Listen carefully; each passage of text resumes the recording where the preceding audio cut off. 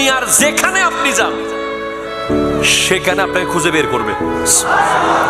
আপনি যদি আটলান্টিক মহাসাগরের নিচে গিয়ে বসে থাকেন, ওখানেও রিজিক উনি আপনার জন্য পৌঁছিয়ে দিবেন। তবে হাত পা গুটিয়ে তো আর আপনি বসে থাকলে হবে না, তালাশ করতে হবে।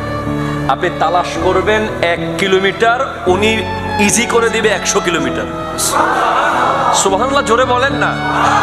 তাহলে আপনি কি বুঝলেন? এখন আমরা করি কি? মনে করেন আমার রিজিক এতটুকু, আমি 60 বছর বয়সে এতটুকু রিজিক আমি খাবো, এটা আমার জন্মের আরো 50,000 বছর আগে কনফার্ম হয়ে গেছে।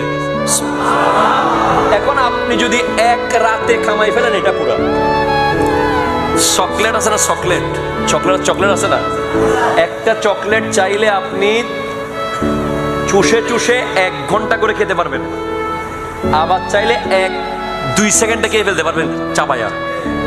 এখন আপনাকে আল্লাহ রিজিক দিয়েছে এতটুকু, এটাকে আপনি এক রাতে খেয়ে ফেলবেন নাকি আস্তে আস্তে খাবেন? এক রাতে খেয়ে ফেলা মানে হারাম ভাবে পুরো একদিনে কোটিপতি হয়ে যাওয়া, 2 নম্বরই করে। আর আস্তে আস্তে খাওয়া মানে হালাল ভাবে জীবন যতদিন, রিজিক ততদিন। এটা জোরে বলেন সুবহানাল্লাহ।